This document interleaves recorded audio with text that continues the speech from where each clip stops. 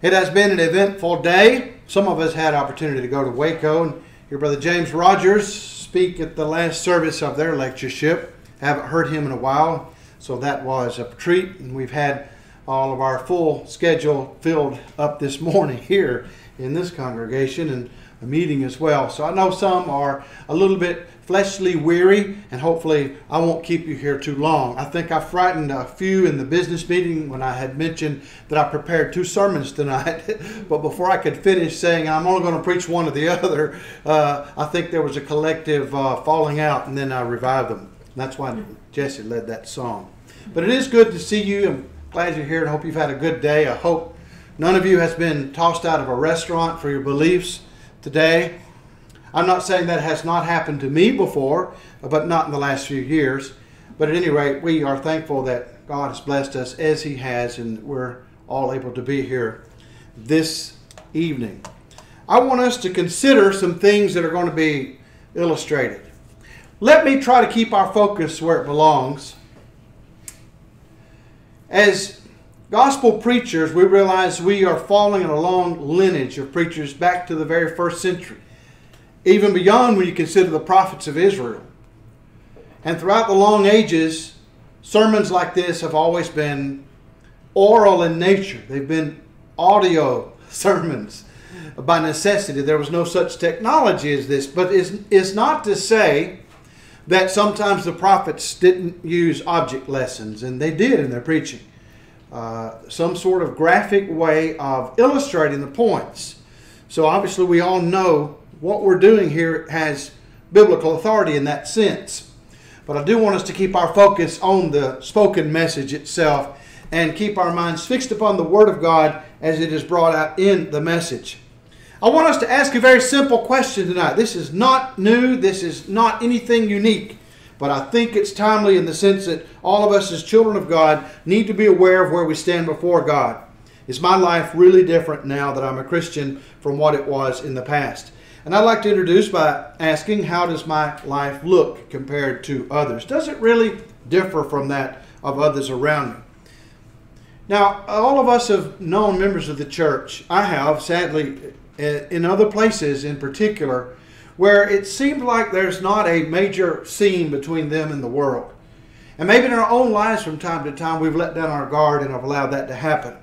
So for some, being a Christian doesn't mean that their life is a whole lot different. They profess the Lord, of course, and they may sincerely believe that profession, but it hasn't changed the way they live. Of course, to be a child of God, we have to be completely different from all who are around us. And these thoughts are not mine. This is not just topical. This comes from the Apostle Paul, where at 1 Thessalonians 1, 9-10, he discusses the changes that were made at Thessalonica after his preaching there. And he says, for they themselves report about us what kind of a reception we had with you. And how, look at this, number 1, you turn to God from idols. And number 2, to serve a living and true God. And number 3, to wait for His Son from heaven, whom He raised from the dead. That is Jesus, who rescues us from the wrath to come. So we have then here a good outline for a simple study tonight. What he's saying, number 1, is that they had made a change from their former manner of living there at Thessalonica. That's true across the board. It wasn't just unique to that city. That's true everywhere you find New Testament Christianity emerging. The life was changed. It was different. Now, he says specifically in their case, the difference was noticed in this way. He said, you turn to God from idols. I wish you had time to talk about some interesting information that's available in a lot of books by archaeologists and students of history, such as Brother Everett Ferguson and many others who've written about this. Ferguson in particular, a great scholar in the Brotherhood, has spent many years investigating the question of the mystery religions among pagans around early Christians in the 1st, 2nd, and 3rd century. He's talked about all these other kinds of beliefs, many of which were imported from the East, just like in our country today. The West has always had a fascination with Eastern ideas. Well, so did Greece and Rome. And they brought in many ideas. And you'd find people there in the city of Thessalonica with a great deal of Greco-Roman influence who had worshipped a number of different kinds of idol gods. We've discussed what idolatry is in the past, so that I won't belabor that point, but just to remind us that, of course, it is putting an object, a created object, in the place of God. It's worshiping that created object, some lesser being other than God. And that could be a number of things in principle. But we are different. We are no longer like that kind of person that they once were when they were living in paganism and in idolatry. We don't believe what we once believed. Our belief system itself has changed. Now, as I just mentioned, when you think of what idolatry is, in essence, putting a created thing in front of God the Father, you know that there are many applications. And in fact, the Scriptures themselves make them, some of them. Many different potential applications of that point, that we are to worship God rather than, for example, pleasure. Known often by philosophers as a life of hedonism. Now, hedonism is not always, at least in the minds of many who think they adhere to it, it's not always reckless abandon or just complete debauchery. It will lead to that, and that's the practical consequence, of course. But many who followed, for example, the philosophies of Epicurus, a Greek thinker who believed all there is matter and motion, would think that the greatest good for man is to avoid pain, any kind of pain, anxiety included, and to achieve some sort of quietude by just simple pleasures. So Epicurus himself wasn't an Epicurean. In other words, he wasn't what we think of today, wild parties and orgies and things like that. That, however, was a kind of logical extension to his belief. Many thought, well, if there's no God to whom we answer, no higher moral law, then we really get as much pleasure as we want. Epicurus may have just wanted the pleasure of reading a book or staring at a painting or a sculpture. Fine, but we want others. It reminds us of the degeneracy that took place in Israel after Moses had gone into the mountain to receive the law. Paul describes that, and he tells us it's written for our learning and admonition. In 1 Corinthians 10 and verse 7, he says, there is a saying in the Bible, the people sat down to eat and to drink and rose up to play. Boy, that's a fitting description of our culture, sad in many all around us, many cultures. Love of sexual pleasure, eating and leisure time. Things within their proper spheres which can all be good and right as long as they're not out of proportion. But when they get out of proportion, they border on a kind of idolatry. Love which is a rival to God. And there are many who live that way in our world around us. But he says, be not idolaters, as some of them were, as it is written in 1 Corinthians 10. The people sat down to eat and to drink and rose up to play. Now that is a really apt description. However, the next picture here, as you see, is probably a better graphic description of Haralson County. And Carroll, also where I live. In other words, just the average good old boy American. And many of us are aware of the fact that sadly too many of our fellow countrymen don't live for God anymore. They don't seem to care. They don't seem to have any concept that there's eternity awaiting. That death itself, while certain, the time of which is uncertain. They don't seem to grasp that, or they just deliberately push it out of their minds. So they go on living like they want to, and Paul describes such in Philippians 3:19. Now, this is a really gross kind of thing to say. Their God is their belly. That's literally what it says in the Greek. Or, in other words, appetite, the belly from whence come appetites, whose glory is in their shame, who set their mind on earthly things. You know, Bubba, we love Bubba because we are like him. We like to go out and smell the hay in the field. We like to ride in the back of pickup trucks. We like to hunt and fish. We are Bubba. But Bubba's gone astray because Bubba today simply wants to live to drink beer and chase girls and have fun. Now, that's what he understands. And that has become a kind of idolatry in this culture. Living just for pure pleasure. Related to that, of course, in order to be able to get all that pleasure, is the love of money itself, or materialism in that sense. And the Bible itself calls it a form of idolatry in Colossians 3:5. He says, covetousness, the desire to have things, more things, is idolatry. I think sometimes we've erred in the past and we've left the impression that covetous is only when I want your things that I don't have a right to. If I want your things, that's covetousness. But what we fail to see is that we can covet things that we even potentially could purchase. We covet in the sense when we have an inordinate desire for those things. and especially when they're coupled with the pleasure principle.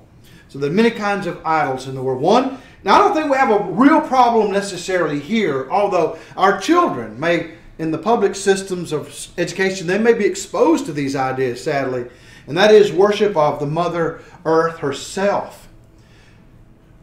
As a teenager, for example, you would have blown me off my chair if you had told me that in our time now, there would be people in positions of authority, in positions of great influence, who would literally believe that the earth is literally alive.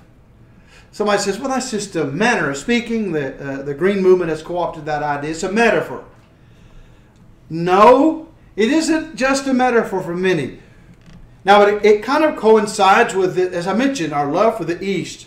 We've brought in a lot of Eastern mysticism and even pantheism, the worship of all the natural order as though it were God. God is considered to be everything, physical included, and a particular physical thing. So it's just a natural progression.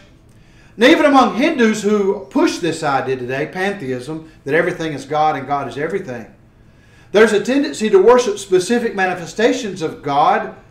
They'll call him Brahman. That's not really a good correspondence to the biblical idea of God, but they'll call the ultimate Brahman, but he manifests himself in different ways, including Mother Earth. The Greeks would call her Gaia, and some have said she was one of the earliest goddesses that were worshipped among the pagans at that time. In our time, there's a resurgence of belief. It has been revived among us, this mythology.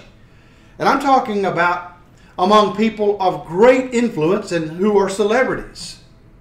One of the things you have to understand is you don't have to necessarily be a card-carrying member of a cult to be associated with these beliefs. For example, former Vice President Al Gore. A few years ago, he was associated in a very big way with some of these ideas, and I think still is, as well as our own United Nations. I say our own, the one that we're forced to be a part of, we feel like we're obligated to stay in.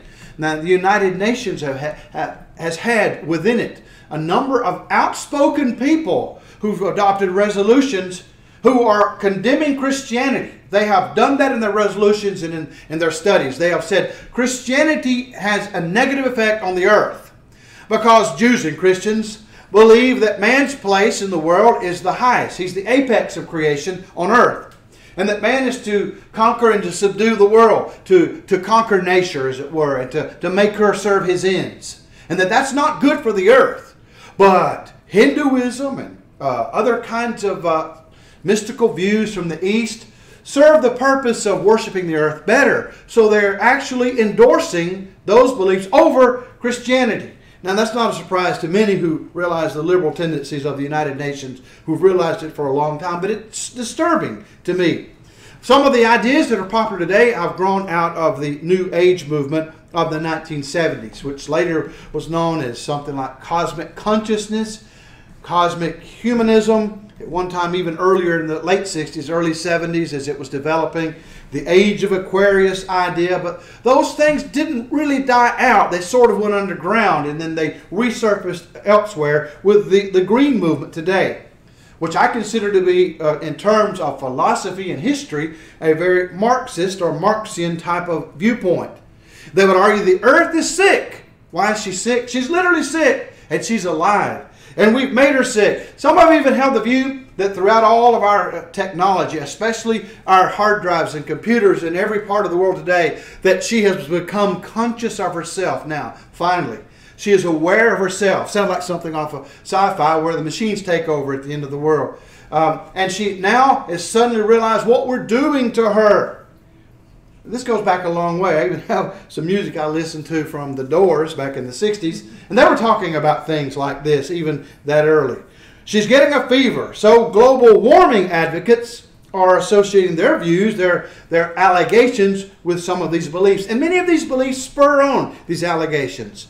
What they try to do is to cloak religiosity with the aura of science. They try to hide it behind science and pretend like these are scientific sorts of views, when as a matter of fact, it's just old paganism. Fuels are evil, fossil fuels. And so, since they have been responsible for the Industrial Revolution, take down the fuels and you take down the big oil companies, you take down the system that's built on them, capitalism, And you have what? Some kind of socialism or communistic system. And, of course, the Pope, not surprisingly, has absurdly endorsed some of these ideas.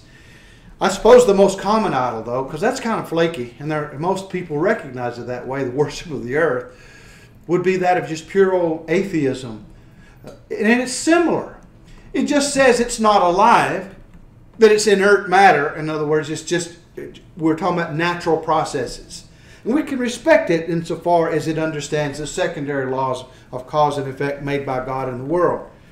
Mr. Provine said, Dr. Provine, that there are no gods, no life after death, so there's no ultimate foundation for ethics. And of course that would be right. If there is no God, there would be no foundation for morality, and there's no ultimate meaning in life. Now that kind of nihilistic approach is scary because it leads to a sort of political theory that basically argues might makes right.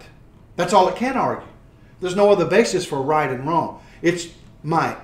And so they'll use their might, their intellect, their networking with money, all the connections they have to stomp everybody else. We saw this already in Germany in the 1920s and 30s. Now Europe has been ahead of us often in history. We've lagged behind for a few generations, or at least a few decades. And we saw what took place under the Weimar Republic, a very secularist republic, after the end of World War I, when eventually you have the fertile field for a dictator to be elected to the chancellorship of Germany, and then to abolish all freedoms, based on ideas that basically came from the philosopher Nietzsche, who was just tracing them out logically. You know, if there is no God, then what do we live for? We live to be stronger than others. We live to survive because we are fit to survive and others are not. We destroy those who are less fit to survive. It's a matter of survival, you see. And that's the highest good. Nietzsche used to say, love your enemies. And thus spake Zarathustra, one of his writings. Love your enemies. Not as Jesus said it. Love your enemies so that you have an enemy to fight. And it allows you to be able to fight. Love him because he gives you a chance to kill him. What kind of philosophy is that? Well, it led to Hitlerism. What is it doing today? Postmodernism is the stepchild of, if not the exact offspring of, fascism in that sense. In fact, did you realize that many of the modern thinkers today who are influenced by the so-called postmodernist movement, did you realize that their thinking is influenced by fascism in that sense? And I'm not just saying that because, you know, it's easy to say, you're a fascist if I disagree with you. That's too many do that. But I mean, speaking literally, because many of the earliest postmodernist philosophers were themselves, some of them part of the Third Reich. Some of them were actual Nazis, card-carrying Nazis. But Nazism is just not that far away from Marxist communism. In fact, they're first cousins. It's not a matter of one is conservative and one is liberal. That's a misnomer. They're both liberal. They're both socialism. One is very nationalistic and one is internationalistic. That's the only real difference. And yet one is internationalistic in the sense of making all the nations one nation. We're living in a time where, and I bring this up like, why are you talking about Hitler and stuff like that? We see enough of that on Netflix. That's all there is. Well, because in our own country, our politicians are adopting viewpoints in the Democrat Party as well as among so-called moderate and left-wing Republicans that are leading into that very direction. Leading to the idea that life is not worth living if it's going to be born with Down syndrome. So go ahead and snuff it out now. And in some parts of the world, there are very few babies being born anymore at all with that malady, Down syndrome. They anticipate it in the womb, and they kill the child because they decided in their own wisdom, they decided playing God, that child won't need to live. Now you tell that to parents today who love their children who are afflicted with this, who have found them to be the closest, the nicest, sweetest people, and I've known some like that, close to me, friends of mine. Try to tell them that, and there's just no way they can comprehend that lunacy, that madness. It comes from the atheism and scientism of our time. As long as Christianity is on the wane and we have very little influence, these things will continue to plague us even in politics. Now, I don't have time to go into all this. Let's just remind us of things we've discussed various times in the last several years. If you look at true science, and it's out there, it's available. We don't have to be scientists to understand it. In fact, if we were to be jurors in a courtroom and there was circumstantial evidence that really would be brought to bear in the process of trying a defendant, it may very well be that we would have to sit and listen to expert scientific testimony. But that person's freedom or even their very life would hang in the balance based on our ability to decide if that scientific testimony, either convicting them or exonerating them, has merit. Our courts recognize that every individual, adult individual, has the right to make such decisions, and we must do so. It's our moral obligation. We've looked at things like the question of the origin of life, abiogenesis, living things coming from non-living chemicals, and have seen that it really is chemically and mathematically impossible. There's no way once it ever happened, if it did happen, and that is the greatest obstacle of all. But if we could ever get over that hurdle, to see any way that there would be a mechanism, a biological mechanism, whereby one species could be converted into another, a higher one, and then to different classes and families and phyla and so on. It's just there's no way that you can explain that, and the efforts that they put forth have been unsuccessful, and the fossil record is really not favorable to evolution. So the science is not really on their side despite their claims. It's really a matter, as I've said often, and I'm not going to back off from saying this, it's a matter of politics in the end, in the schools. Who runs the school systems and decides our textbooks, decides what gets taught in the curriculum. So it has political muscle more than real reason behind it, and that's how it wins. So the science that we hear about today often is not as objective and honest and dispassionate as we were taught to believe when I was a child. I used to think the scientific mind was the best mind because it was dispassionate. It considered all the evidence without forming a preconceived opinion. Sadly, that's not really the case with so-called science today, modern science. It often has an agenda. So scientism is a form of idolatry. It's the worship of nature, the laws of physics and chemistry, for example. Now, we could go on and talk about all kinds of idolatry. I've just mentioned several because this is the application. We think to ourselves, we're not pagans like the Thessalonians. We don't have to contend with that. But we do today in many ways. We have repented and been converted. We've renounced idolatry. We are new creatures. So we are to put away our old manner of life, including anger and wrath and malice, slander and abusive speech, in order to live a changed life. And this is what he says secondly in our text in 1 Thessalonians chapter 1 and verse 9. We are to serve a living and true God. So it isn't enough just to divest ourselves of false beliefs.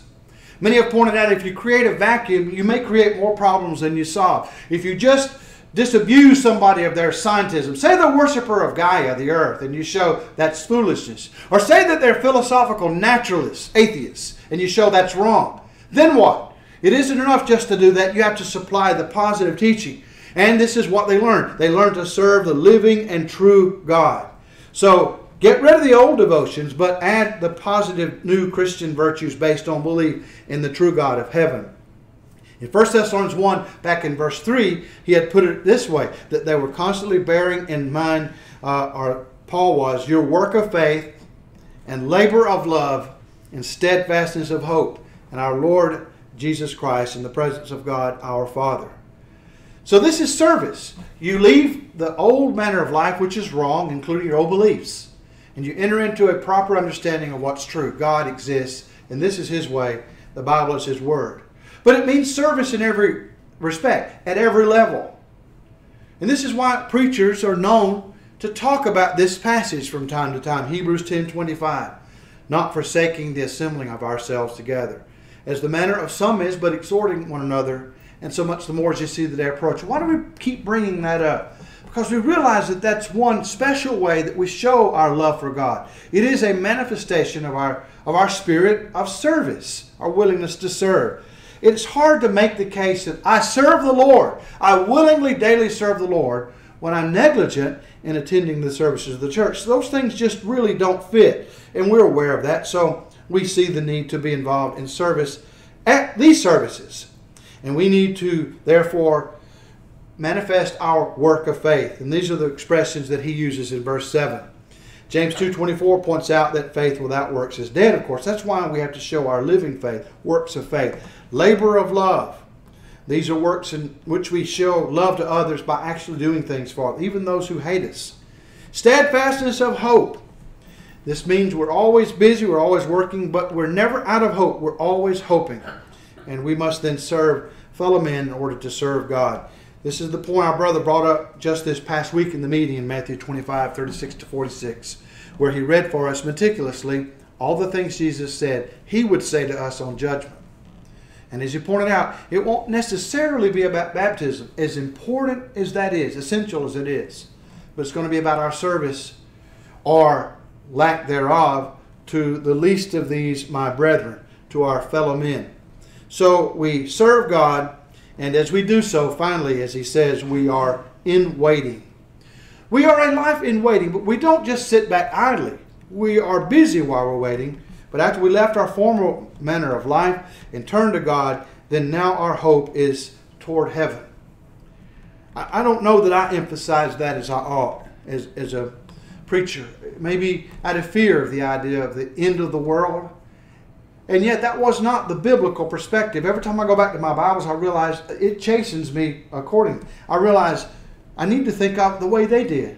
Come, Lord Jesus, come. They had an expectation. They hoped he would come at any time. They welcomed the idea, and so should we. Jesus had said to all of us not to let our hearts be troubled. If we believe in God, we should believe in him. Because in his Father's house are many mansions. And if it were not so, he would have told us. If that were just a myth, for example, if that was just the Jewish idea, he would not accommodate to Jewish ignorance, his teachings. He wouldn't twist them just to fit the Jewish ideas of the day. If it were not so, I would have told you. So I go to prepare a place for you, and if I go and prepare a place for you, I will come again and receive you unto myself, that there I am, where I am, there you may be also.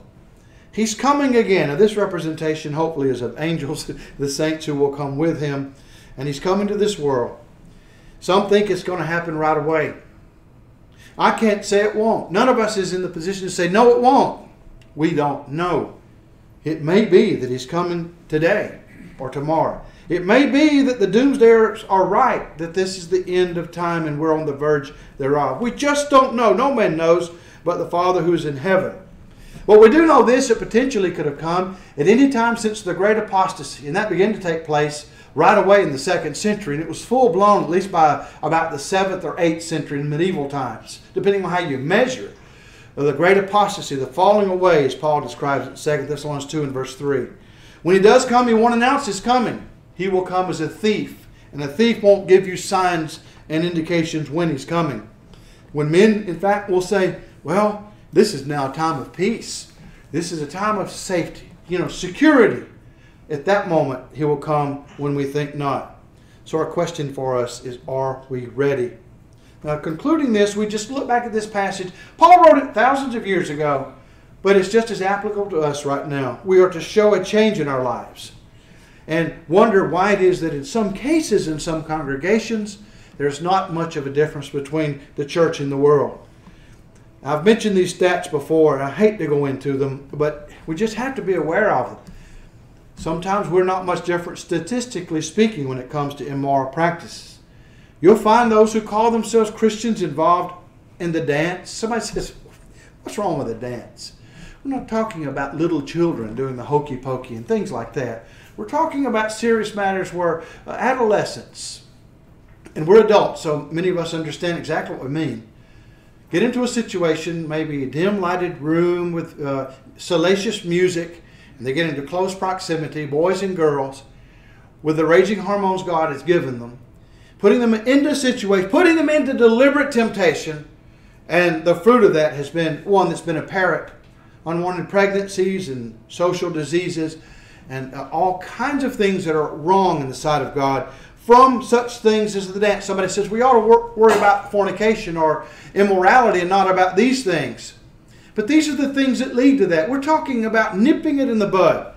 Social drinking. Somebody says, well, a little bit, a catnip here and there is not so bad. We're not talking about any medicinal use possibly of alcohol. There may be unusual circumstances. We're not talking about that. But those who would say it's just medicinal, who want to drink for just to be drinking, And once they begin to drink, alcohol causes the mind to be impaired. Wear immodest apparel like the worldly. To have to explain it to children of God, and I know I don't to you, but you would some places, some congregations. To have to explain it is perplexing. You can go visit a prison, and I guarantee you, most prisons you go in, our brother's probably been there if you've been invited to speak, there will be a big poster warning women about what not to wear when they walk in the prison. They don't want halters and shorts and other such things, mini skirts. Well, who are they to make a dress code?